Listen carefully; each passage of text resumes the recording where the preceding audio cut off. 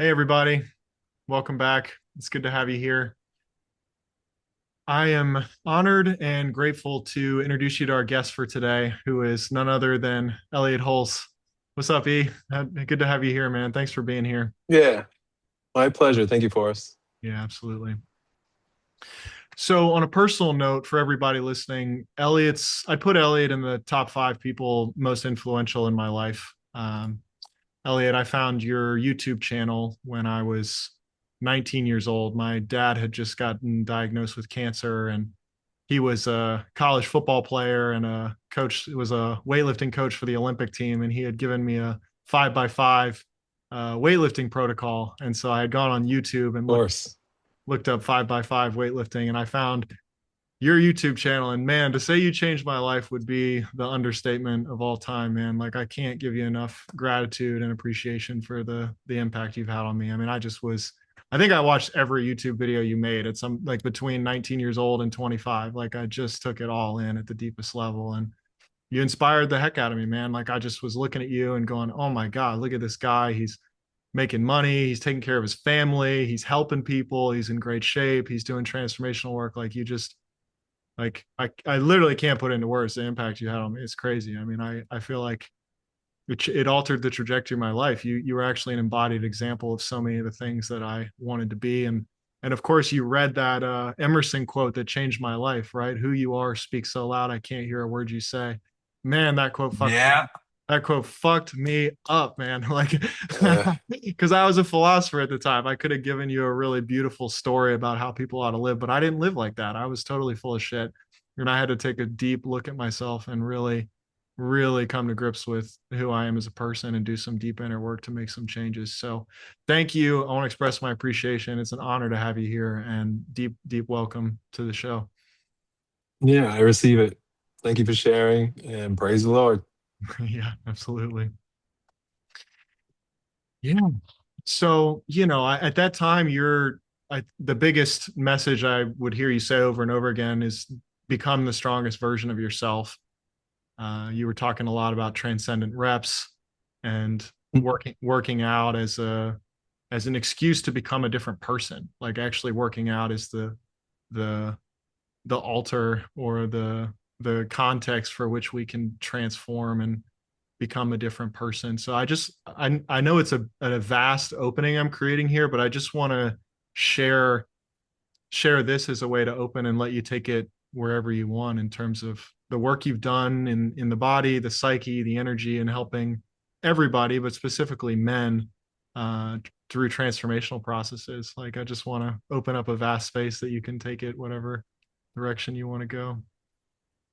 Yeah. So fitness as a means for personal development because it doesn't just build your body, it builds your character, right? And in our culture, we have a tendency to separate body from mind, right? Like, so you go to school to develop your mind, or you go to church or the temple or meditation group to develop your spirit, and then we go to the gym to develop our bodies. But I just had a way of seeing it, mainly from good mentors I've had, but also just being drawn towards this idea of a whole.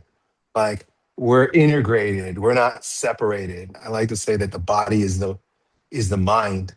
And in fact, it is a thoroughly Christian idea that the body, particularly Catholic, that the body is the blueprint for your soul. This is why we're to have a light body, right? Like you're gonna when you die and you're resur or reborn, however people imagine it is when you die. But the concept is that like you're gonna get back your body. The blueprint, it's the light body, it's not the flesh body, but it looks the same. And of course, I don't know if it's true or not, but they say that it'll be your body at your peak, like at your best. And with that as a just a paradigm for life, you realize that like nothing that I do to my body doesn't affect my mind and my soul physiologically, energetically, spiritually. It's all one thing. So getting into lifting got me into spirituality. I'll just tell a quick story that comes to mind as you're sharing, because one of the deepest mystical initiations I've ever had in my life. I broke my leg surfing a few years ago. And when I was in the hospital, I took my consciousness into my leg. I'm like, I need to check out what's going on here. And I saw my light body, and I saw, oh, my physical concrete 3D body is not in alignment with the deepest dimension of being where we're already healed. And so I came out of my leg and I knew, it's an instantaneous knowing. It was like a clairvoyant kind of knowing. Like, it wasn't thought or anything. It was just, I don't need to have surgery. And if I have surgery, I'm going to hold in place something that's incongruent and out of alignment. I need to stay in the place, in the location in our being where we're already healed, and allow my 3D physical life to come into alignment with this dimension of being. And so I literally just took 3 or 4 months and sat there. I felt clear light coming into my body all day long. All my clients left. My girlfriend left. The guys who I was living with mailed me all my shit. Like, my whole fucking life ended. And every day, day by day, I could feel the bones in my body coming into deeper alignment. I kid you not, man. If I got on the phone with someone and I said something from fear or from doubt or from hesitation, I could start to feel the bones in my legs separate again. I swear to God. Wow. I swear to Really? God. I swear to God. And I went to the doctor after 3 or 4 months, and they took a picture of my leg, and he was like, dude, this is a miracle. You look like you never even broke your leg in the first place, after everyone told me I was never going to be able to walk again and all this shit. And I was like, of course I know it's in alignment. I felt it every moment coming into alignment. It was the deepest fucking initiation into actually like living life from the dimension of being where we're already healed. It's like healing's trying to happen all the time and we get in the way of it. Like awakening's trying to happen all the time and we get in the way of it. But if we can allow it to Right. happen, we can come, our like physical 3D life can come into congruence with our light body, as you're saying. So yeah, I just have to share that here. And you. Yeah, that's an experience that exemplifies this idea that I've been really embracing or like wrestling with and trying to understand and see it. And obviously, you saw it. And that is that there is no power in created things, and that there's only one power, there's only one truth, and it's wholeness, it's health, it's abundance. Like that's really what exists, and everything else is false conception projected upon a false, I can't say that life is a false reality, but a reality that has no power. Like that's like the power of an architect. I don't know if this is a good example, but the power that the architect has is in developing the blueprint, and the blueprint is perfect. Where things can go wrong is when we put material pieces, created pieces together, and then try to recreate what is actually the truth, which is the blueprint. Pieces will fall apart, pieces will deteriorate, some pieces won't fit. There's going to be something that's a little bit off kilter just by mere virtue of it being in the third dimension. I think that's what it means in the Bible when it says that we, like in the garden, we fell. Right? We fell into a dimension. We may have been in a higher dimension where like the garden is perfection. The garden, and I can't think in terms of physics what dimension that would be, but it's definitely not the third dimension. It's a higher dimension where perfection is. And then to like fall means to like become more concrete. Like you ever like my kids used to make like slime, and the slime starts out as like liquid. It's first liquid, right? Like think of spirit as more like liquid, right? It's, you can't grab it. It's just, but then over time, it falls into its squishy form. And now it's like I can break it up and I can turn it into pieces and I can do stuff with it. It's almost like that happened. Like we were in this formless perfection. And then because of self-awareness, really, self-awareness is such a trap. It's interesting because everybody's about being self-aware, but like self-awareness is a trap also. And then out of that self-awareness, that self-consciousness, we like time and space just collapsed. And then we just like now we're, I don't want to say trapped, but now we're like experiencing this time space continuum with like feelings and pain, and things can break, but it doesn't take anything away from the truth of the blueprint that's above us.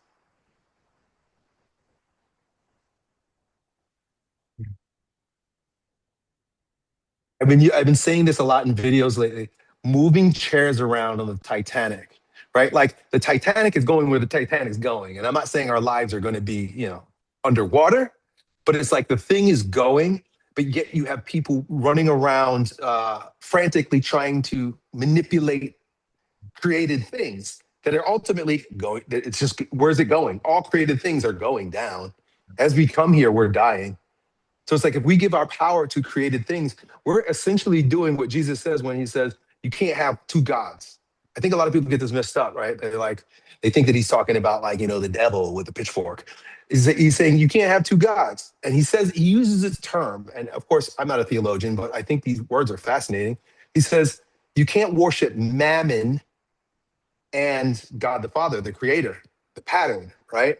Mammon sounds so much like mammary, which is where we get mammary glands.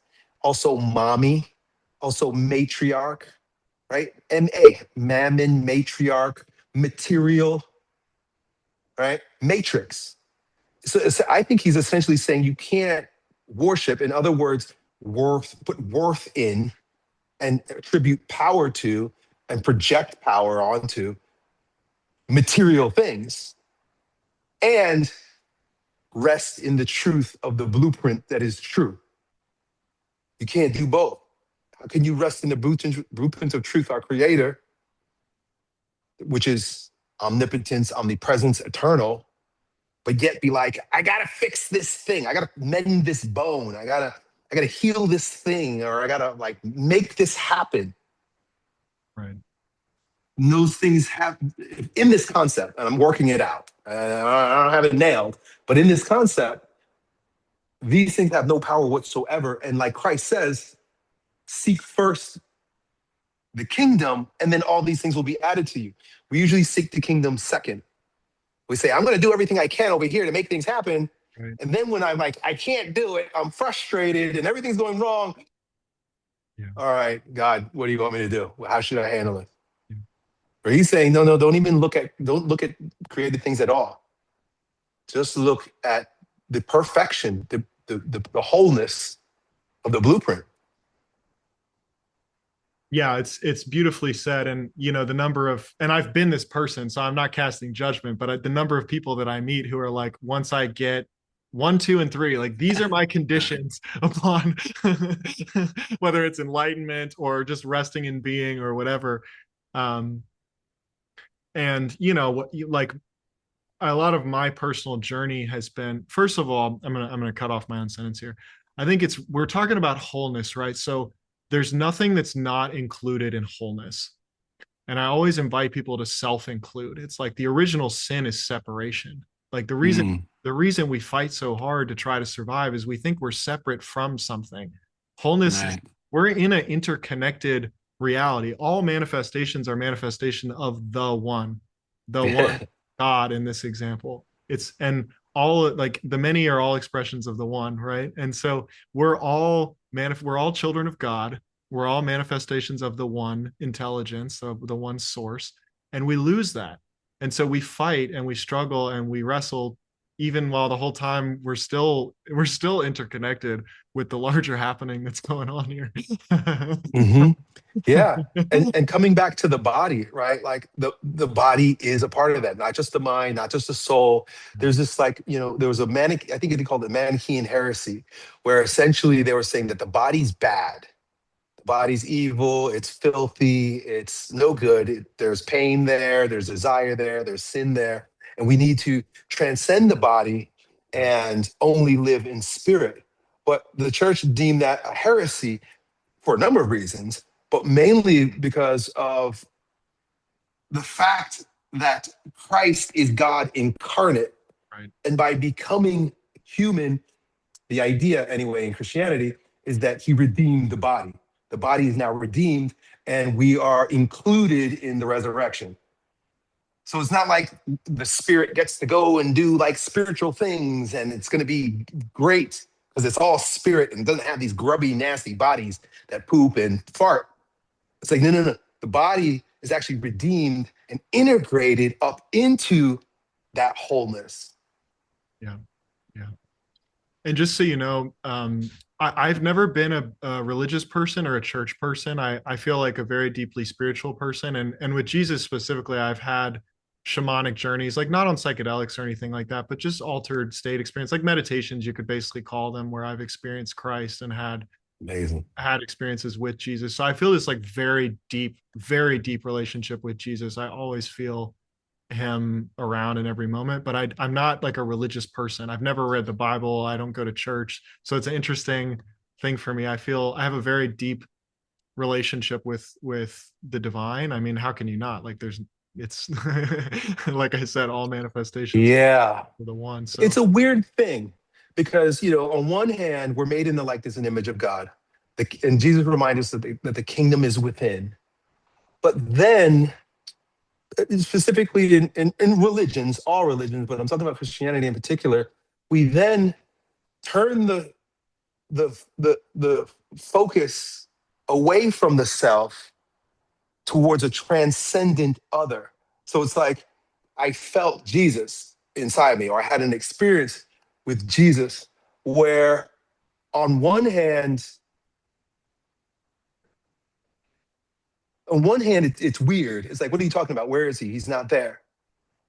But on the other hand, according to Robert Moore, he talks about and this is from Carl Jung also, the importance of removing the focus of attention from the ego and placing it on a transcendent other. And so that's why I think it's logical and important. Like it's good practice to have Jesus, because it takes the focus away from my lower S self, right? My problems, my hopes, my fears, my dreams, and places it on a capital S self that is transcendent. Because if Jesus is eternal, he's living in me, he's living in you, he impinges upon our world in every way, shape, or form. So it's like it's me, but it's not me. And I think that's a help. Robert Moore speaks about how it's like it's healthy to have an avatar. yeah, So regardless of what religion it is, usually there's going to be and there has to be some avatar. I think the only one that doesn't have some form of avatar is Buddhism. But they have Buddha, but he's less of an avatar in this case. Maybe he is. Um, but I don't even know if most Buddhists even consider it a religion. It's kind of like a way. It's like a practice. right. Yeah. Well, and we all have a multiplicity of selves, right? So there's a Christ consciousness that we all have access to, and there's also places in me that have been addicted and depressed and not Christ-like in very much. But it's like, if you get all the way to the essence of anything, you find the essence of everything. You find the one that we're Mhm. talking about. And so a lot of, like, one of the challenges that I had was I actually had a lot of this peak experience. Like, I had an experience where I'm like, God, I'm having the same experience that Jesus had. Like, I actually went there, right? And then it's like, well, maybe something in me is having an experience like that, but I've also got all these other places too. And so we've got the ascending and descending path, which I hear you talking about a lot, which is there's all these places in us that are waking up to our true nature. I have places in me that are more awake than others, right? And the descending path is allowing spirit, or allowing that Christ consciousness into the deepest dimensions of our being that don't feel that way. I mean, there's still to this day places in me that are in pain and that are struggling and hurting. And it's like the places in me that have access more resource and access this perspective we're talking about can help parent and grow up those places that are still hurting and in pain. And that's just, going on inside this forest guy. We also could like zoom out and look at that in the world. Like, in a lot of ways, that's what those of us who've done this work are called to do in the world, is show up and help the world grow up, right? Yeah, expansion, expansion is the nature of God. So when you say like the world has expanded, like for all the things that you could say are going wrong in the world, and who's using the technology, where it comes from, and blah blah blah blah blah blah blah. If there's only one power, and God is in charge, and all things are come to good for those who are in Christ, then like the whole planet just got a brain with the internet. Hmm. It's like, just Hmm. around the whole planet, like just this Hmm. web of Yep. a brain, which literally the planet is the same size, but consciousness just expanded. You mentioned how like finding my videos on YouTube and what it did to your life. Like, sure, it was me, but at the same time, it was like the brain was activated. And so parts that seemed divergent just came together. So it's no longer just my brain, it's all of our brains, and we're all expanding now at a more complete, a more uniform rate. Like if you in 10 years ago, 15 years ago, when you found my videos, you were, I don't want to say a part of a small group, but you were compared to who's watching videos today. Like back then, maybe there were 4 million people on YouTube, right? I don't know, 4 billion people maybe on YouTube. I have no idea, right? But like today, there's twice that. Way more. So the brain was literally like a spark, right? The early internet was a spark, and like it woke up a certain amount of people, and then now you're doing the same thing. You're waking people up with embodiment work, and the work that you do. So it's just like the whole, like we're at a place of rapid expansion on the planet. That's Yeah. pretty crazy to see. It's amazing. Yeah, it's like in physics, you have like speed, and then you have the derivative of that is acceleration, and the derivative of that is velocity. It's like we need a term for the derivative of evolution, like the pace at which evolution is evolving, because it's growing like exponentially now. Like evolution is evolving faster than it ever has, and it's going to keep being that way.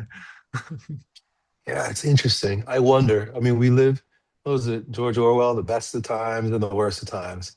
It's very interesting because depending on who you talk to, also like these are really bad times. These are really dark times. With all the things that are happening geopolitically, and the Epstein Island stuff, and like all that. You can argue that like things are getting worse if that's your perspective, if that's what you choose to focus on, if you're, like Christ says, like worshiping mammon, Mm, right? Looking rather than transcending and seeing like the pattern that's evolving rather than the material that's being presented to us. In fact, like you got to break stuff up in order to grow anyway. So I think a lot of this stuff that we're seeing are just like the last kicks and screams of a consciousness, a paradigm, a world order that is just, it's lived its time. It's over. yeah. Yeah, absolutely. I mean, it makes me think of, again, I'm remembering what it was like to be a 19 or a 20-year-old and see you doing like Wilhelm Reich type work and bioenergetics and the bow and deep breathing and all these releases. And it's like, if you zoom out and hold planet Earth, like I oftentimes use this metaphor of like, the body of Christ, right? Like every human being is a cell in the body of a superorganism that we call humanity. Mm. Got 8 Yeah. billion cells in it. That's our body. Developmentally, we're like a 17-year-old teenager. We're trying to transition into adulthood. We got a fuck ton of trauma. Like there's some fucked up shit that's happened in our past. And all of it's bubbling up to the surface. I mean, all the stuff as it does, right? When we start growing up, it's like, damn, we got to look at the experiences we've had and how is humanity going to transition into a healthy, happy, fulfilled adult being with 8 billion or so people in it, right? So like the perspective of Wilhelm Reich, the perspective of our unconscious bubbling up to the surface and things having to break Mm. down to break through. Like things have to fall apart for a new system to emerge, for a new ego structure to emerge, for a new way. Like think about the breakdown that happened at these evolutionary inflection points in history: the agrarian revolution, the industrial revolution, the invention of the internet. Like we're going through another inflection point right now, and it'll be, if you look at the time between each one of those, it keeps decreasing. So I often point to people and say, we're going to go through, like we're going through one now, it'll only be a couple of years before the next one. Like we need leaders Hmm. who can navigate when the realms of samsara, like you're pointing to, are collapsing. Like reality is going to falling into and out of the formless, out of the one. We're going to be like re-emerging realities all the time, like in every breath ultimately. So I feel like, obviously you have such a deep wisdom on like how we actually can embrace letting go and embrace the dissolution, embrace the falling apart of what isn't working. Like right now I feel like we're just fighting like hell to keep what isn't working going instead of Right. embracing the breakdown and celebrating and going, at least we can be grateful it got us to here, right? Yeah. Yeah. I mean, whenever we're in separation consciousness, fear dominates. And like, Yeah. you can choose to be afraid and you could have all the logical reasons to be afraid, but just remember that's the spirit, that's the sentiment from which you're coming from. Like with AI right now, like we're there. Like the next one is here, of Right. course, and Right. it's AI, you know. Right. And on one hand, barring, entrepreneurs and coders and people who like geek out on this stuff and they're using it, there's a lot of fear because people are legitimately losing their jobs. Like, it's wiping out massive industries. And although that's uncomfortable in the acute, ultimately, I've got some. I don't know. These are. I don't say controversial, but like I'm playing with these ideas, right? So all these jobs are being wiped out, and of course that's bad. So there are a couple of revolutions that are happening right now at the same time. Of course, there's technology, but there's also currency. Like the dollar is collapsed. These global, um, what do they call them? Like digital currencies, they're coming, and universal basic income is coming. It's coming. You could don't like it all you want. I'm a conservative and I don't like socialism. That's socialism stuff. It's like, yeah, well, you know what? Social Security, you bank it on your Social Security check. That's socialism too. Like you're being the flame is being turned up very slowly so that the pot boils, so the frog boils. So it's like, dude, you're not even gonna notice it, and you're actually gonna like it. Like Klaus Schwab said, you'll what did he say? You'll own nothing and you'll be happy. I don't think I know they make him out, and I'm not saying I love the guy. Um, he definitely comes across as like an evil villain, but I don't think he's lying. I think we're going to move into. I think we're moving. I know we're moving because I see it in the character and the behavior and like the zeitgeist and what people are interested in. We're moving into a era where we will have more opportunity for spiritual transcendence, for spiritual growth.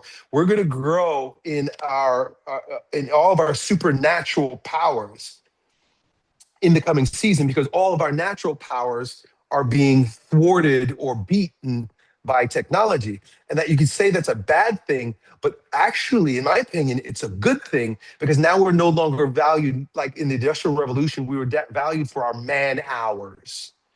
We're going to a place where we're going to transcend hours. We're transcending time. I believe that there will be a future where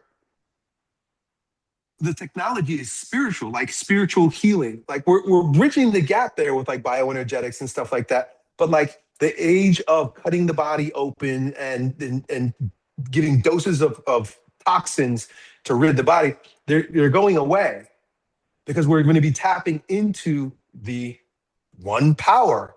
And in that one power is only wholeness. And once like that paradigm starts to sink in, and I think it'll come both by, I see it happening like God is doing it through us, but also we're being forced into it and we're being like shocked into it also. Just think about like vaccines, for example. Like vaccines have been a staple for 100 years that no one ever questioned. My parents came here from other country. They got stabbed with all kinds of vaccines. As a kid, they stabbed me with all kinds of vaccines, and it just kept getting more and more and more. As a kid, I had maybe 12. The kids today are getting like 24 or 36. But at the same time, there's a shocking awakening that like Satan always plays his hand too hard. And now everybody, after COVID, everybody's like, wait a second. You mean I can question this thing that we took for granted for so many years? My daughter is 21 years old, never had a single vaccine because, back then I got hold of the internet when I was 22 years old, found Dr. McCullough, and I was like, whoa, okay, this is a paradigm that no one's ever heard or seen before. But now it's trendy. Like nobody, like people are not doing it like they were doing before. They're fighting back, they're leaving, they're doing home births instead now. Like Yeah. That's not just trending. It's not just spiritual. It's a reaction to how dark it's gotten. Like I said, Satan has played his hand so hard that everybody's like, "Whoa, okay, you just went too far." And now I'm questioning everything. We see it with the Epstein stuff, and Hollywood is collapsing. Like all these institutions that we took for granted for generations, 3 generations specifically, right? Past 100 years, sexual revolution. Like Gen Z is not even, they're not into that stuff anymore. Like Yeah. all the things that were cool because Alcohol. Gen Z doesn't even really drink at all. they're not into that. They're going back to church and they're making families. So I think we're moving into a far more spiritual and whole world.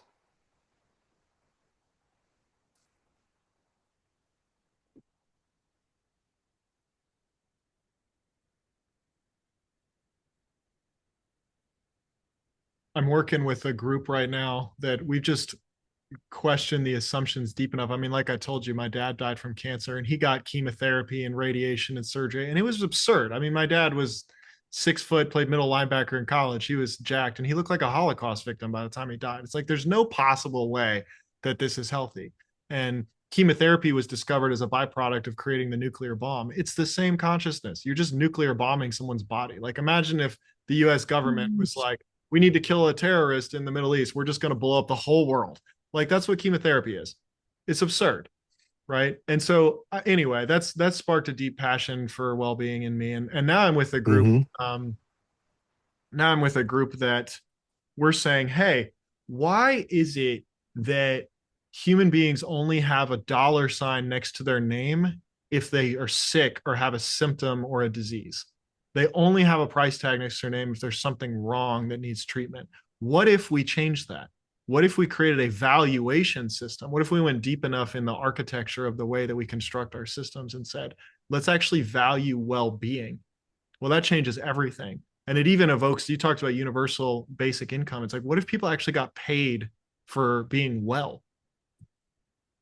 Like, what if we went that deep? What if we valued well being in people, in relationships, in families, in communities, in collectives, and as a whole? And so that's a lot of my work now. I've built a platform called the Pulse where we're able to actually keep a pulse on our communities and the people we love. And ultimately, we're looking at currency. Like you said, we have to have a currency because our currency, currency is like, what the heck is the dollar anyway? And that's the backbone of the whole global financial system. I mean, it's low key pretty terrifying. Um, but Mm-hmm. it's like, what's really valuable? Well, well being is really valuable. And the deepest form of well being, I'm not talking about, I make a distinction between wellness and well being. I'm not talking about going to the sauna and working out and sitting out in the sun and doing peptides or drinking protein. Like all that stuff's amazing. We love all that stuff to the moon and back. I'm talking about the well being that comes from our interconnectedness, from our deep alignment with the divine, from having a big hearted principled life, from having a happy healthy fulfilled existence, like that kind of well-being, the well-being that comes from being itself, uh, and Mm. and being well. So like what if we could actually value that and emerge a currency from that? Like what if we could emerge in a currency from well-being that's an emanation of well-being, and value well-being? Like every time well-being is um, generated as a byproduct of relationship, like right, like here you and I are having this great dynamic. People are listening. People tell me all the time, I listen to your podcast, I have a big emotional release, I get clarity on what I'm doing in my life, I enjoy sinking into the field, and my nervous system and my psychoenergetic system gets more attuned to what it's like to be in well-being just listening to the podcast. It's like, well, what if people got paid for that? What if they got paid for listening? What if I got paid for, you and I got paid for sitting here generating well-being, just being in connection with each other? Like we're not generating the well-being, but well-being is generated by the dynamic that we're having and where we're coming from in connection with each other. Like what if we valued that, and a currency emerged from that abundance that you were pointing to at the beginning of the recording? Like that to me is that's the world I want to live in.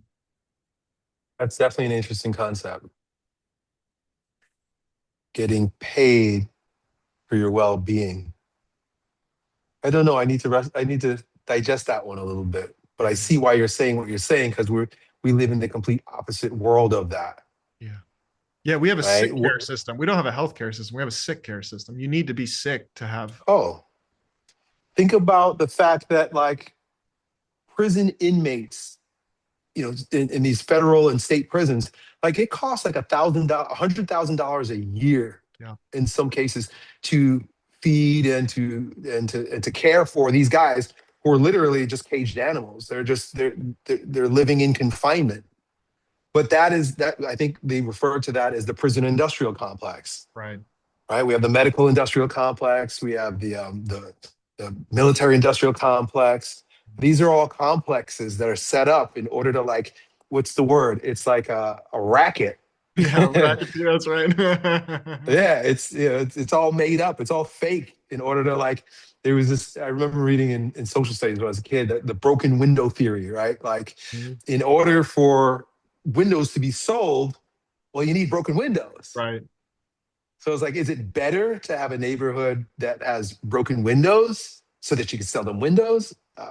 That becomes the question. Like, the economy won't work if there are no big broken windows. But you want to go around breaking windows? Right. That's kind of where we're at. The food makes us sick, and then this is all Rockefeller, Yeah. right? They own the processed food industrial complex, right? Process, and it's funny because once again, like everybody's waking up. I remember, it was 20 years ago when I learned about hydrogenated oils, basically seed oils, man-made oils. But like all of a sudden now, I was driving, I was in Tennessee last week and driving Highway 90, 95 down my house, and I saw a big sign for Steak and Shake now has tallow fries. Awesome. Heck yeah. Like, where the hell did that come from? Like, that's a brand new thing, given that people like just woke up. Like, wait a second, you mean these margarine isn't better than butter? Yeah. Yeah. No, in fact, that's why we have heart disease. In fact, that's what's been killing us the whole time. Yeah. And That's people right. were privy to it because the brain woke everybody up, the internet woke everybody up.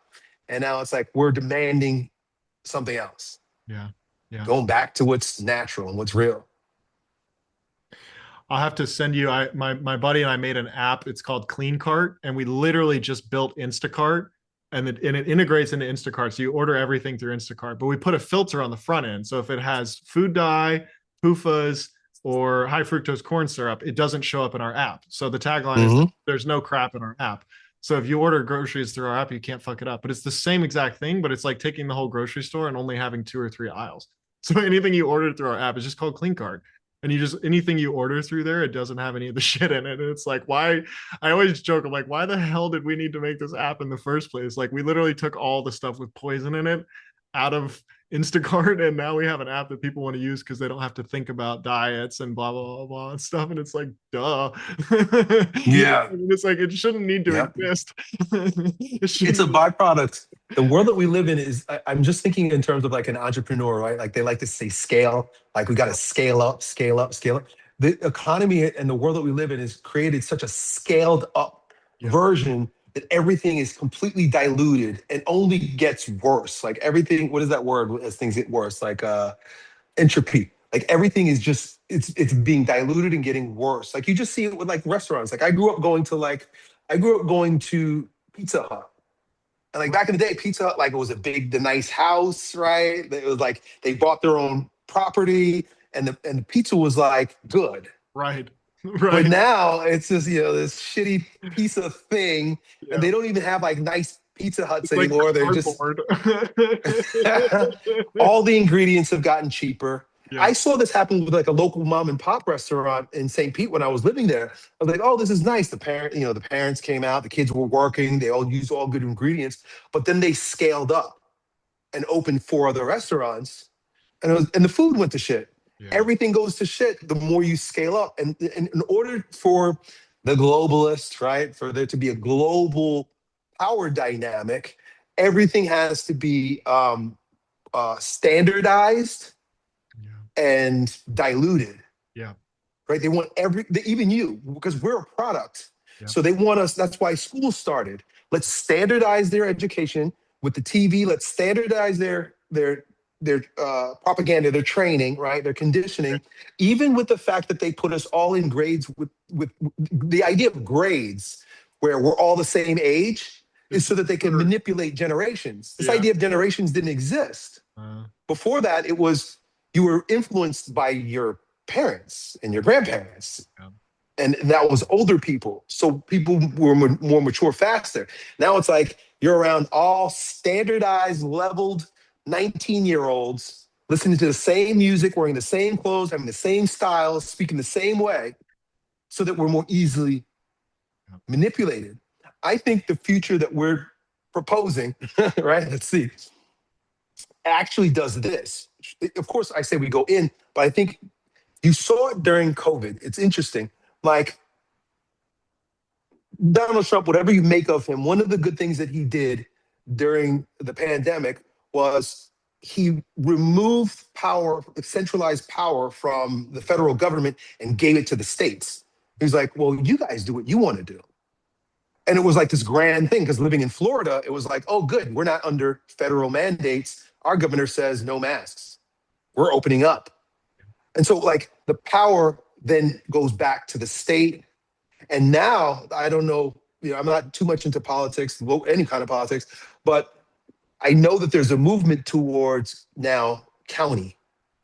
And like, there's a big push around county um, elections. And like, people are realizing like the sheriff in your county is far more important in making certain decisions than even the mayor or the governor. The buck stops with him. So we stop thinking from this fully expanded, puppet master world to where we began, community. We didn't what did we do prior to the Department of Education? You trained your kids at home with other kids. Yeah. There are other kids in the neighborhood. Maybe there was one parent that was like good at subjects, and they did a co-op. That's what I do with my kids. They have a co-op, and the parents help teach, and the kids are all familiar with each other. They're all from the same neighborhood or have the same value system, whatever it is. What do we do for hospitals? Right? All the things that we've outsourced to federal, state, bigger powers, we used to take care of. Like, we didn't need welfare. You didn't need welfare. Why? Because your welfare was in your family and in your neighborhood. Like, Church. I hear stories about like what would happen, right? Your church. What would happen like during the Depression? Like, of course, it was a tough time, but everybody came together because they supported one another. Neighborhood, church, right? Community. Where post the world wars, when a lot of this social experimenting, I guess you could say, went on, it was, no, we need a Department of Education to train all the kids. Yeah. We need a welfare system that's going to give to everybody. And then everything just slowly and surely got usurped by the monster, which is government.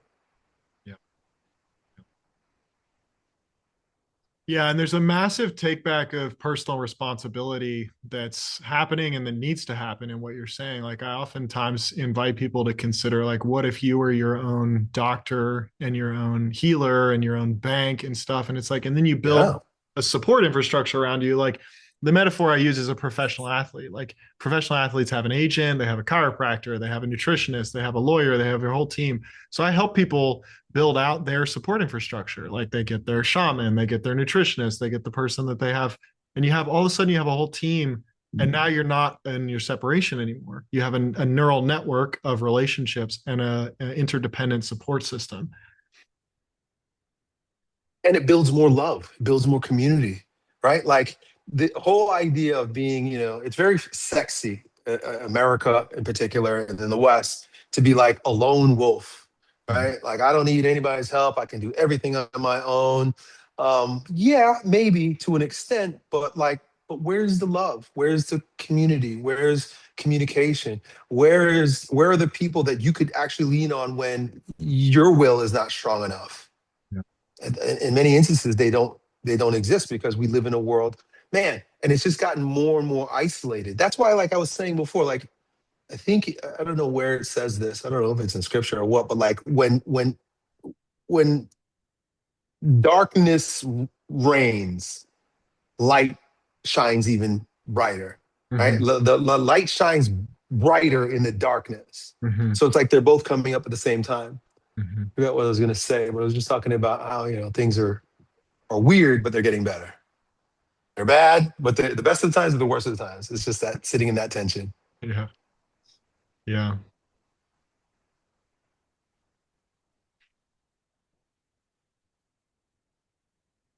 Homesteading's making a comeback, right? When people want to homestead, they want to grow their own vegetables. Like that was nobody would ever thought of that in the 80s. What are you, a fucking farmer? Why would you want to do that? Like, no, it wouldn't even be a thought. Well, People and coming home. Mhm. sometimes now I joke with people like I help build lone wolf packs because all the lone wolves figure out that it doesn't work. And so then they find each other and create a new collective, which I feel like is what we're talking about. It's like Yeah. all the guys like you and me who've lone wolfed it. Then you're like, well, what if I found some other lone wolves and we made a lone wolf pack and did things differently in a way that actually Yeah. works? Have you ever read that book, The Way of Men? The Way of Man by Jack Donovan. No, I haven't. He does a really good job. I mean, anthropologically, but he explains how men are designed to be in gangs, right? Like, in other words, like we evolved as small groups, and because as primates we have our eyes at the front of our head, we're very vulnerable to what's going on around us. So we literally needed someone else to have our back when we're hunting or we're trying to protect Cool. ourselves. So Cool. in groups of four, you wouldn't go anywhere without your group of four because you need guys that have eyes this way and you need a guy that has eyes that way. And we're much more effective when we're in these, of course, you would call that like a gang or a crew, and then, platoons, and then it grows. But ultimately, it breaks down to this small unit that is not a unit of one, it's a unit of four because you got four directions and you need somebody to have your back in every direction. Wow. Yeah, so there's been this background in our conversation here today. I'm taking a little bit of a different direction here, but you've talked a lot about Christianity on our recording, and there's one of the core assumptions in Christianity is that God is a male, essentially, right? It's a masculine God structure. And I'm curious, I want to actually bring this into exploration with you now because I'm curious, like, I guess I could just ask you off the rip, like, do you experience God as a man, or can you share with me more about your relationship between like patriarchy, God, uh you've talked yeah, does that question make sense? I know I kind of have. It makes a lot of sense, and it's something that I've spent some time thinking about. So I'll be happy to address it from what I think. Yeah. So remember earlier I talked about. I'm going to close my shades because the sun's about to hit my eyes. Give me a second. Yeah, sure. But this is cool stuff. I'm excited to talk about it. So remember earlier I talked about the matrix and mammon and material existence all coming with the same prefix, or like I don't know if the etymology of the word is there, although I have heard that it is. I just haven't done the research. That basically it's maternity. What do we call Earth? Mother Earth. Why is the Earth not male? Why is the Earth mother? Mother material matrix matter, right? Matter is almost sounds like mother. So if you've got matter, and we spoke earlier about like creating a building, right? It's made out of matter. For the matter to take form, you need a pattern. Pattern, paternity, patriarch, uh, patriot, father, patriot. So what I think it makes sense that God, the pattern, the father, imprints matter, which is mother. And so and we are literally the pattern in the matter. God, the father, the pattern, the transcendent quality, where the mother is the earthly quality, impinges upon matter and moves it. When your parents conceived you, your dad was the pattern. The pattern is in the seed. When if I plant two different seeds, they have two different blueprints. For one, I'll get an oak tree. For the other, I'll get a magnolia. They say that when a man blows his load, man's essence, they call it, his essence. What is the essence of a thing? The essence isn't the thing, it's the blueprint of the thing, it's the spirit of the thing. Your father provides that pattern, he provides the essence. Your mother provides the soil, provides the matter. And you see this in Christianity also in its traditional form, because a lot of Protestants will really rail against this and they argue because I think they just don't understand that Mary, matter, right?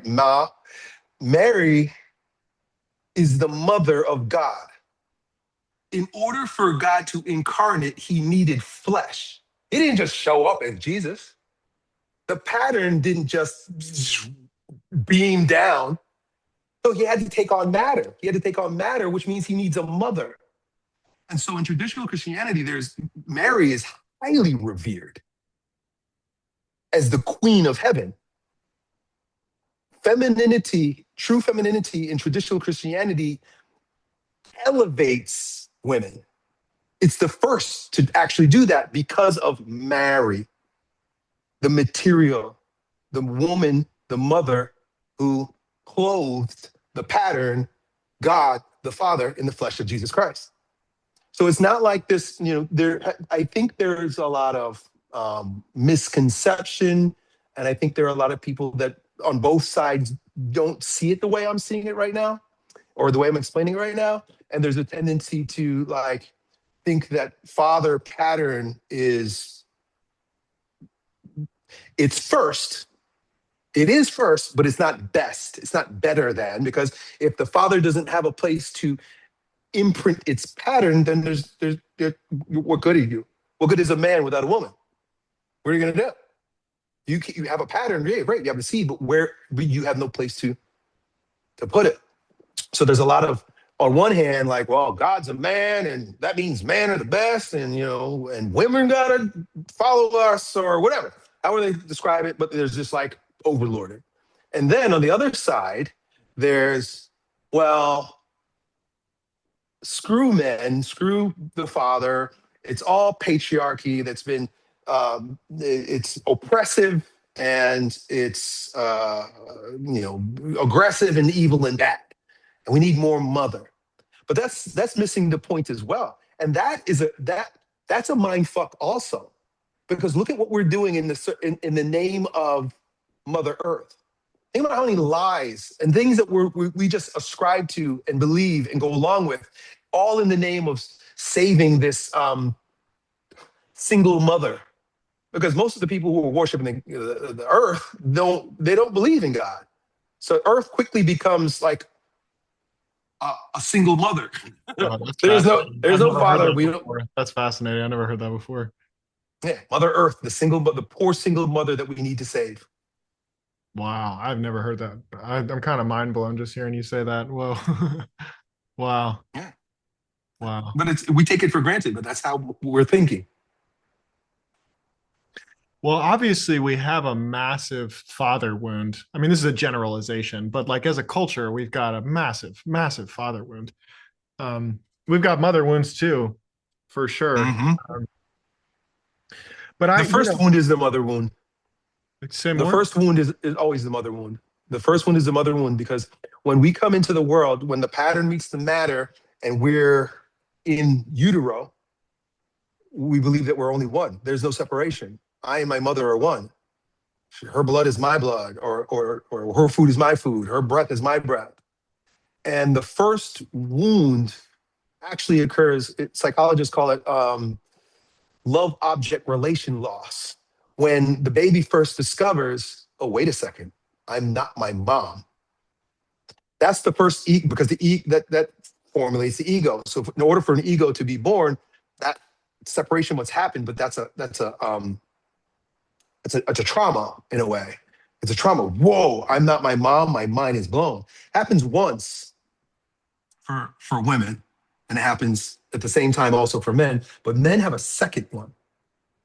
This is where the father wound shows up. The second wound, which is present in men, is that, oh, not only am I not my mother, but I'm not even what mom is.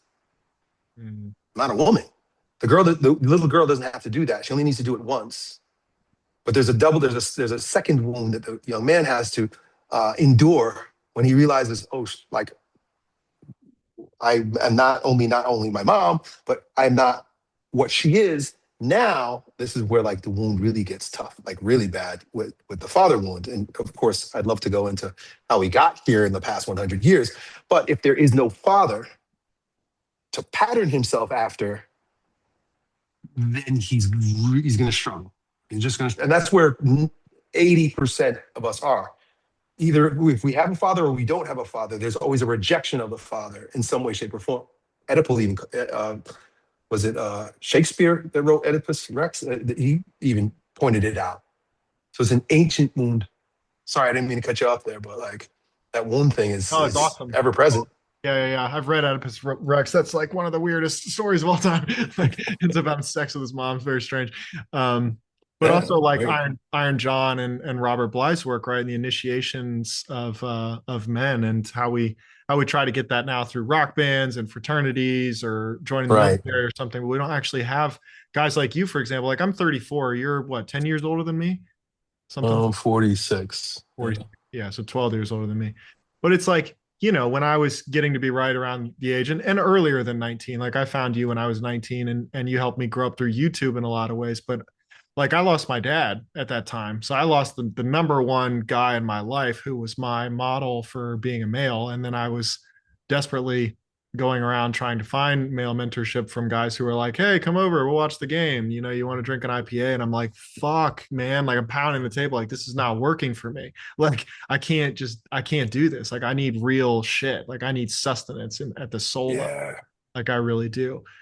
And there's a lot of things, Mankind Project and Sacred Sons and other groups popping up now who are doing this kind of work. I still think we're starving for it, in terms of, like, I had a 19-year-old come spend a month with me this summer, and he and I were talking about this because he was negotiating whether or not he wanted to go to university, and his dad's not in the picture. He lives with his mom. And so I was just sharing some of these things with him, just going like, I mean, my mom would never kick me out of her house, but Right.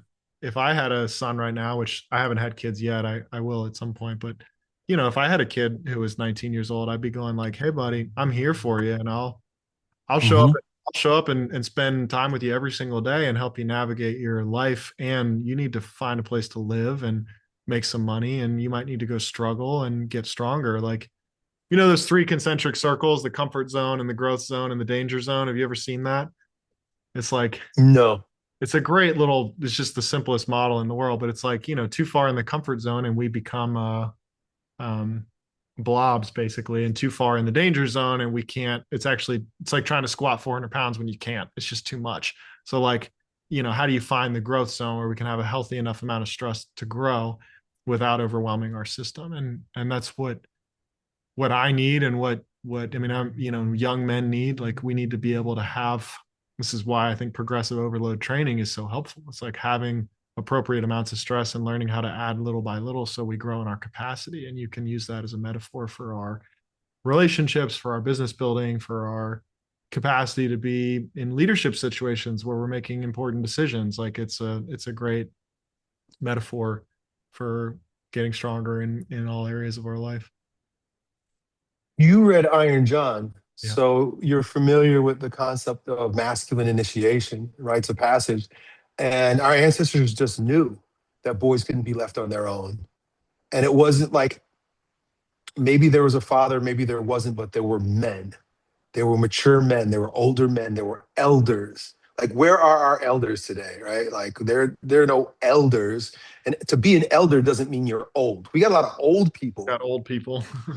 We got old people, but we don't have elders. Yeah. Yeah. And it's part of the way that we've been conditioned in this world to basically worship and strive for perpetual youth. So you got like grown men, like you said, they're so shallow because they've never been initiated into mature masculinity. It's just this perpetual childhood, pleasure seeking. And of course, God has his plan, and we will probably, most of us at some point, confront an initiation just because. Just like God is going to do it. If we don't do it, our ancestors knew that we have to do it so that we can facilitate it. But if not, you're going to get it. You're going to get it either way. You're going to break a leg. Yep. You're going to have a heartbreak. You're going to get cancer. Whatever it is, that something is coming to like. All right. Well, now you need to be challenged. Now you need to be shaken up so that you can transcend the boy ego. That's right. Yeah. Yeah, if we don't create the conditions for it to happen in a ritualistic setting, then life will take care of that in some way. Oh yeah. It's going to happen. And if you have no context for it, it could just seem like tragedy. Yeah. But if there's proper context for it, then you realize, oh, this is what's happening. And you can actually just relax into it as dark as it gets. God's turning you into a man. It's gonna hurt. Yeah, I still notice these places in me that are pleasure seeking. Like it still comes up. Mm. Like it'll be like, oh, I just want to whatever, like watch Netflix and eat ice cream, and it's like this is so fascinating. This is still going on. I So don't think it goes away. okay, okay, There are So as long as we have a body, here's the concept like that I was playing with when that book Ego is the Enemy came out by Ryan Holiday. And I was getting into bioenergetics and character structure at the time and starting to realize like, oh, the body is the mind, but the ego is a necessary interface with the world. And in fact, I don't know, Jung or Reich claimed that the body is the subconscious. hmm. The body is the subconscious. Where am I going with this? And as long as we have a body, we're going to be confronted with the things of the body. Like you can't be here without a body. And if you have a body, you have an ego. And to your dying day, you're going to be battling. You're going to be challenged by it. Mother Teresa of Calcutta, right? You probably have heard of her, Mother Teresa of Calcutta. She was the lady in the 80s who was feeding all the starving children in India. She's probably the 20th century's most famous saint. She's a canonized saint. But a friend of mine gave me her biography, it was a biography, a story of her life. And I remember watching documentaries about her and stuff too. She was severely depressed and felt abandoned by God to her dying day. But she remained vigilant in her faith and in the divine action that she was doing. But she lamented because there are those that will say that God does that because he's trying to purify, like those he loves the most, he puts through the darkest seasons because he's trying to purify your character of all attachment to the body, to ego. And to find a saint, right, who Catholics believe is a person who has died in a state of grace, meaning there's no stain of sin on them, Mm. right? She's free from sin, but she still every day had to battle to maintain that. Mm. Mm.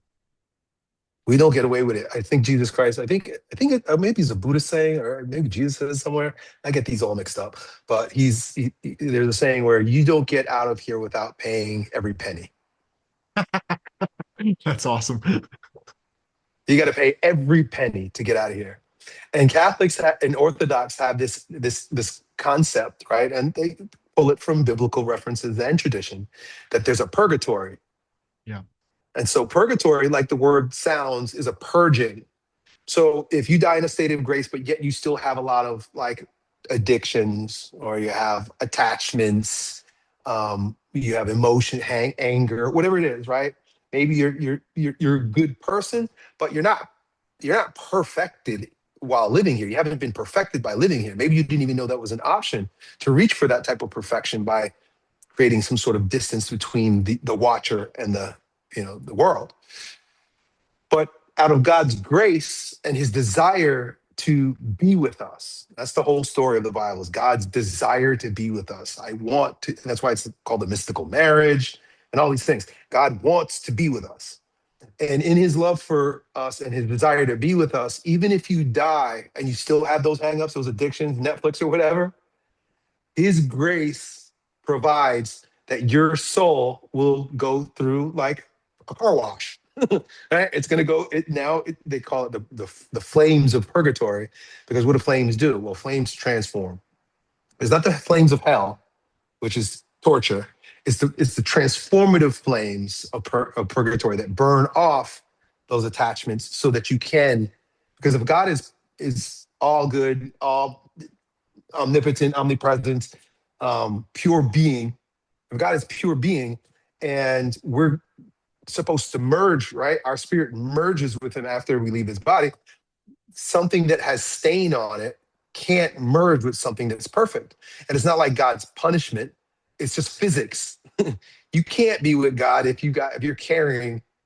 I remember watching this movie. I think it was like Ghostbusters when I was a kid, and there was a ghost, but he was holding on to like a physical thing. I don't know, it was a weapon or something like that. And the ghost moves through the wall, but the thing couldn't move through the wall, so the thing falls. I don't know if that's a good analogy, but ultimately it's like, you can't pass through because you're holding on to this thing. And so this needs to be knocked out of your hand before you can actually pass through. Yeah, I feel like you're writing the meta story for my life right now. Like I feel like I've just hit a place where it's like there's nowhere to go, there's nowhere to get to, there's not anything to do. It's just sit here while all the like karma just gets burned up and just chilling. Like just like it sucks so bad and there's nothing else to do except for just feel it all and be present and stick with it and like that's what's going on. Hmm. And it may be the most important thing that you do, Yeah, could be. Yeah. Well, there's nothing right? else to do because all the action comes from non-action these days anyways. It's like when you like I feel like I tell people all the time, like when you hit rock bottom, that rock bottom is the ground of being. Like that's the ground of well-being itself. Like it's a good thing to have happen. You totally let go. You stop trying. We quit trying to Yeah. create from creations, right? It's like, and I used to have years ago, I had this practice where I would like I called it deep, deep, deep. And I would sit down and I would like drop deeper and deeper and deeper and deeper into the depths of my being, right? Like just sink deeper and deeper. And these impulses to do things would come up. Oh, I need to make a cup of coffee. I need to do this. And I would just breathe and burn through all those impulses. And at some point, some impulse would come that was so strong, it didn't matter how much I would sit there and breathe, it would take me anyway. And I would call somebody, or I'd write pages of my book, or I would podcast, or I would do whatever. And it's like, damn, this is what's like when creation itself moves us. It's doing from non-doing. It's like, oh Yeah. shit. And so, years of playing with this, it's like more and more refined, nuanced noticings of like, because I've just completely given into that. It's like, okay, at this point, it's not even worth creating from creation or from creations. Like it's just a waste of time because it creates karma and you have to deal with it. So it's like, I'll just chill here until some shit happens. And when it does, it doesn't have any residue. It doesn't have any residual. Amazing. It's Yeah. just clear. It's like so the Buddhists say it's like painting on water. There's no, Mm. it's just clear. So I'm not claiming that I'm perfect because I still got a bunch of crap going on, but there's a process that's going on where it's all getting cooked up. Yeah. Yeah. Painting on water. We're just spinning our wheels. I don't know how far I can take this, but it just resonates so deeply with me, especially over the past year. But this idea of abandonment, total abandonment to divine providence and everything we do. But I actually just read a book last week called the Surrender Experiment Yeah, I've read it. by Michael Singer. You read it? Yeah, yeah, yeah. How crazy is this guy's life? And he didn't do anything. With the mailbox, the cash in the mailbox, that was so nuts. All of it. All Yeah. of it. All of it. All of it, his whole story. I mean, even just going into the woods to meditate, and then all of a sudden people started showing up. And he was like, didn't even want it. Yeah. He's like, why are you guys here? I just want to be by myself. Next thing you know, it's a freaking temple.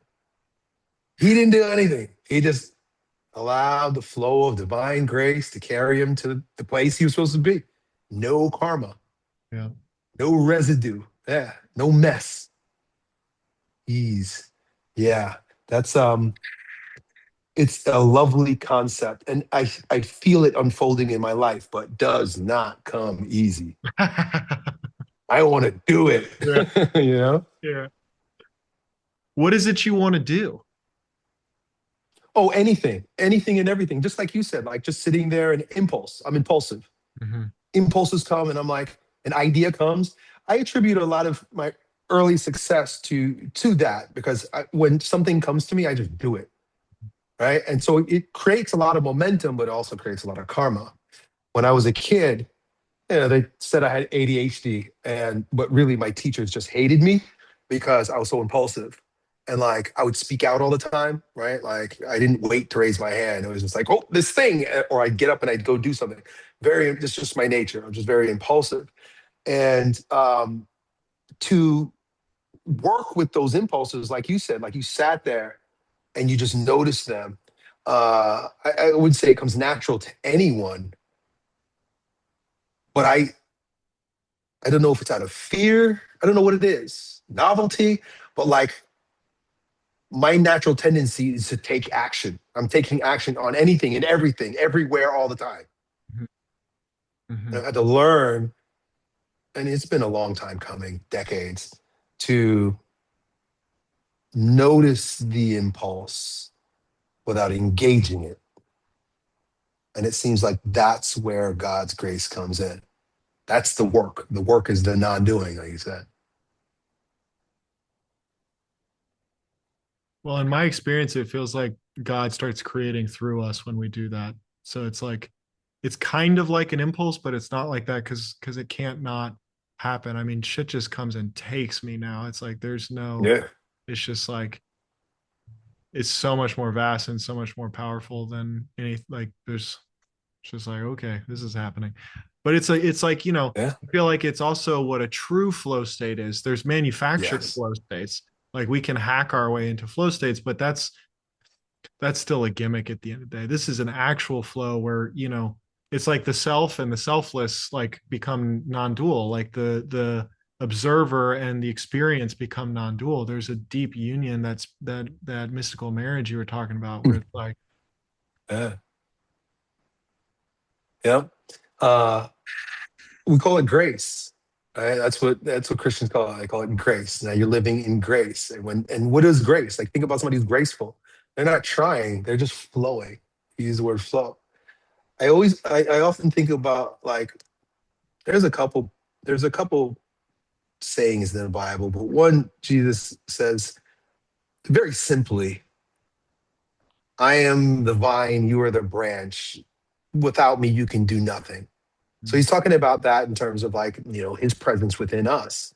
But then he goes on and also says, it's not my will and power that does these things, but the Father who's acting and willing through me. So it's like, I can't do anything and you can't do anything. We're not doing anything. We need the and divine impulse. it's always been And the Paul case even anyway. goes off, he goes even further in I don't know, one of his epistles, Paul's like, only all your actions are dirty rags. I don't know where he comes up with dirty rags from, but like that's what he's saying. He says anything that you do is dirty rags if it's not God doing it. Oh, there's a psalm also that I love, and I'm going to get this wrong. I get them all wrong. There's a psalm where the psalmist writes. He says, unless God builds the house, the builder builds in vain. Unless God watches the tower, the watchman watches in vain. So it's like what he's basically saying is like if you build the thing, you're doing it in vain. You try to do the thing, it's all in vain. Unless God does it through you, well, you're wasting your time. It is this simple. Like when I have people who are like, how do I get into flow? I offer them an action invitation and a receptivity invitation. The action invitation is find something really simple to do, like take out the trash or clean your dishes and just do that and get present. And you can get into some flow. Like it'll take you right in your next thing. The receptivity one is sit down, be quiet, and wait, and flow will come and get you. Like God will come and get you and start doing stuff with you. Yeah, he will, absolutely. So And you got to take action. Ralph Waldo Emerson says, he says, God will not make manifest his work through lazy men, something like that. It's like God will, his will be done. And if you won't do it, he'll find somebody else, either because of your resistance or because of your laziness or whatever it is. He's acting, he's producing, he's creating. He can use you as a vessel, as an instrument, but if not, he's just gonna move right on. Yeah, it's like there's a distinction to be made between impotence and relaxation. Like Mhm. impotence or collapse is not acceptance. That's not patience and relaxation. Like relaxation, I'm sitting there, but I can get erect, or I can respond to the moment from relaxation. Impotence or collapse, or yeah, impotence or collapse is not the same thing. Like just being there, like we Yeah. could be getting an invitation to respond to something and not move from it. I think that's what Emerson means by lazy in that scenario, is He basically. didn't say lazy. I remember it now. He said it will not make his work made manifest by cowards. Okay, wow, I So it's love not laziness, it's that. cowards. Yeah, yeah, yeah. So being afraid, right? Like I just had a guidance call with a young man and he was explaining how like when he was younger, he had this call to adventure to go teach English in a foreign country and he never took it because he was afraid. Now 10 years later, he's kicking himself and I'm like I had to explain to him that like, there's you can't kick yourself about that. That was a long time ago. But God was making his work made manifest, but it wasn't through you because you were a coward. Mm, You felt the impulse, you felt the divine action, but you didn't take it. mm, mm. So all Yeah, we can do is get in the way. I always tell people courage is a quality of our true nature. So I just share that for anybody listening, in the sense of like it's a muscle that we can build. It's there. It might be there latent, but it's in all of us. Oh yeah. It's part of our innate constitution.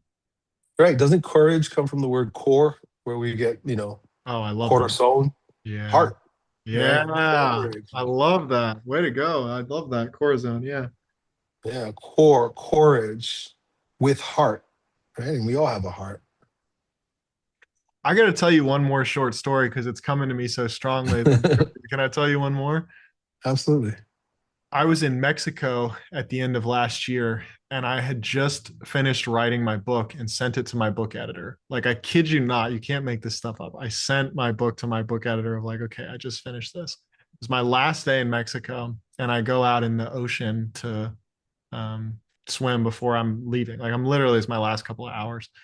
And I run sprints all the way down the beach and run sprints all the way back. This is kind of my thing that I do. And then I go and I jump in the water, and I got sucked out by the tide past the place where your feet can touch the ground. I'm 6'4". I'm pretty tall. I'm usually able to touch the ground, and I got sucked out past the cliff under the water, and I got, yeah, I guess in a rip tide. But I sat there for like 20 or 30 minutes, just one wave after another pushing me into the water.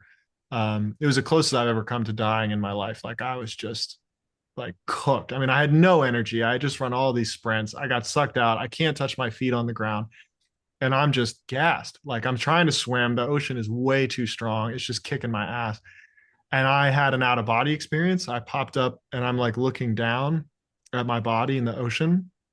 And it's interesting because I had this kind of awareness that I had been sort of living dissociated. It's like, wow, I've had so much access to these like bliss realms and grace realms and stuff. And like, um, zooming out, that I'm sitting here right now feeling like no matter what, everything's okay. Like I feel this deep fundamental well-being and everything's okay.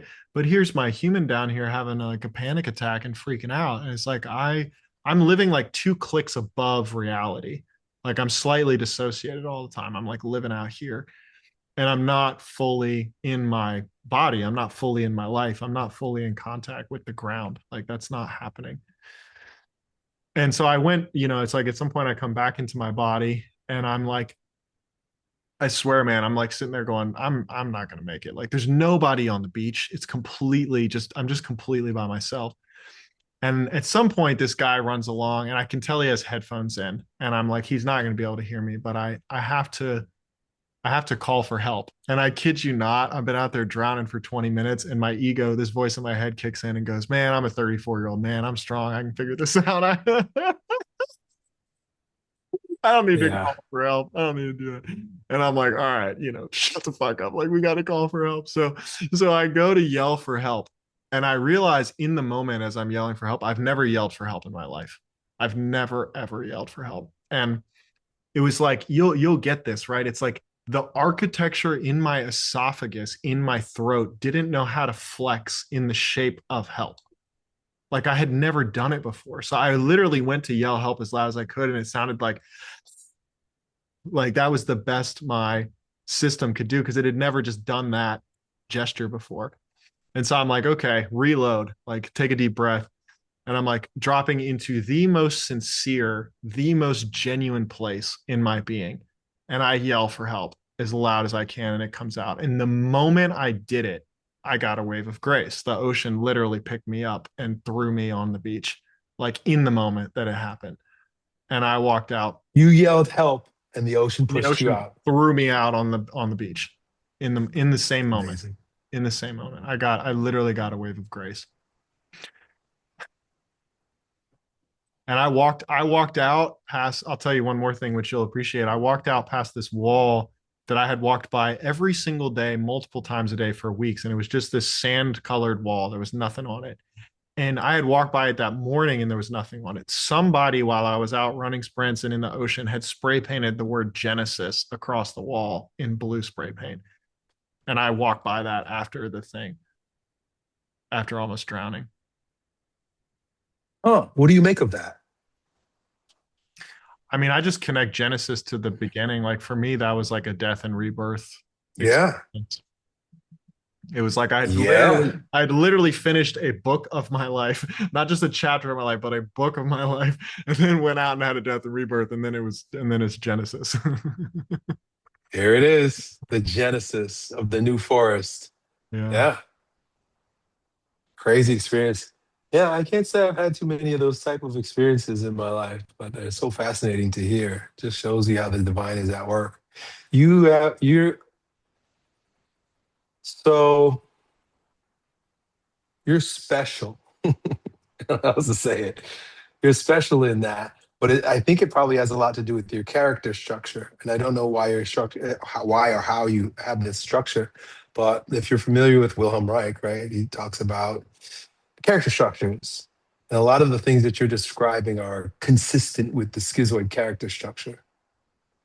Living in a sort of out of body, that's what schizoid means, separate, Mm. right? The head, even the fact that you couldn't produce the word is like you're living above, you're rising above, you're above it all. And so then there's a separation between what you perceive in your consciousness and then the body itself. So there's a lack of reality. You're in a different reality. There's definitely a reality there, but it's not this one. Yeah, that resonates. Interesting stuff. Yeah. I have to look into that one more. It's interesting. Whenever I studied the character structures, that was the one I was least drawn to checking into. So it's kind of funny. I probably need to spend more time looking into that. Yeah. Denial of the Body, I think, is his one book that's all about the schizoid character structure. Okay. I think it's Denial of the Body. I have all my loan books out there because I've been reading them again, so I don't have it right here. But yeah, there's a lot of there are a lot of spiritual qualities to the schizoid because they're literally living in like another dimension or they have access to another dimension. That's why a lot of them are usually artists, inventors, creators, because they kind of are tapped into the divine in a way. But it also, they can suffer as well because of the lack of embodiment. Yeah. Yeah, it's interesting. You would think you'd come out of a experience after almost drowning with like a lot of gratitude and appreciation and awe and stuff, but I was literally just fucking pissed for like 3 days. I was just full of rage and anger, and I'm like, what the actual fuck? No, no, no. It was like all this stuff that I had actually been carrying around for quite a long time that I wasn't connected with and feeling, and I was just bypassing, Mm, hanging out in these spiritual realms like you were talking about. And so my path has been, deeper into the body, like essentially clawing my way back into the body and being really honest about the places that I'm hurting and pissed off and in pain, and where shit just like I was violating my own boundaries I didn't even know I had. You know what I mean? Like I'm like, Interesting. oh shit, I've been overextending myself. Like I actually have needs that I'm not aware that I have. Like it's been a very like I've had a lot of the mystical. I feel like right now is a lot of the most human, like the most basic shit of just like, is there reciprocity in this friendship? Like, you know what I mean? Just like basic, almost like second grade level things. It is. And you're right. It is like a lower grade, right? Because you're living in like, when we're dealing with the spiritual, we're not in the third dimension per Right, se, right? Like this is where quantum leaps happen. Like this is where miracles happen, right. right? So it's not governed by physical law, but the body is. And so the work that you're doing requires a lot of courage because, and I don't know your history or again why, but what's consistent with the schizoid character structure is fear of annihilation and feeling unsafe in the body. So it is like all psychopathologies, if you want to call them that, it's a defense against a perceived threat. Yeah. And so the body is perceived as a threatening place, and I just need to get away from it. So for you to be doing the work to like come back into it, it takes courage because it's a scary place to be in the third dimension. There's pain here, there's heartbreak, you gotta like eat. Yeah. There's all kind of shit that you gotta do here. Yeah. Yeah. Yeah, and it's ultimately I think having the exact experience that's the root of the fear, which is annihilation. It's like the I that I claim to be is not gonna make it through this journey. So just really embracing the like I'm just gonna stick with it and see it through, and there might not be anything left of me at the end of this, but you know, I can breathe, I can stay here, I can keep with the sensations and just sticking with it. Hmm. Yeah, trust. Yeah, right, right. Yeah, trust.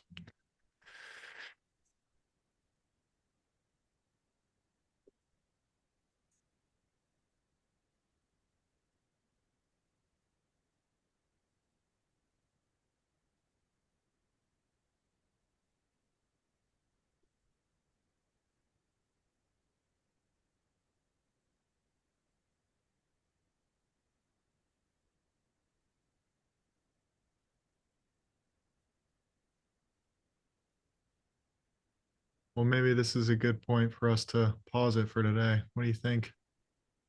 Yeah, I've enjoyed this. Yeah, It me was too. good.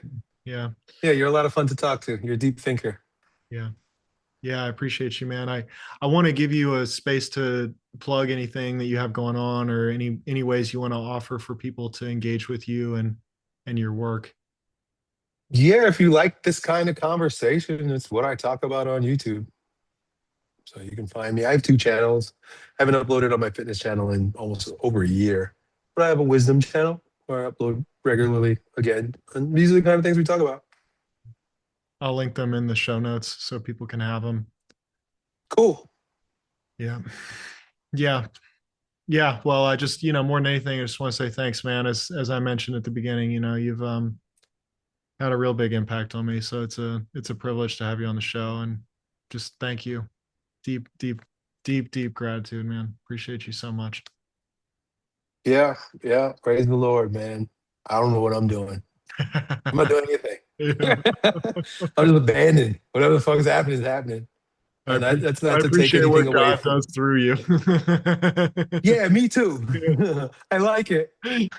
But man, like I would hate to call it like false piety or false humility, but it's not. It's literally like logical. Like, I didn't do it. I didn't know what the fuck I was doing. I Yeah. was making videos and whatever happens, happens. I'm totally unconscious, unself-conscious.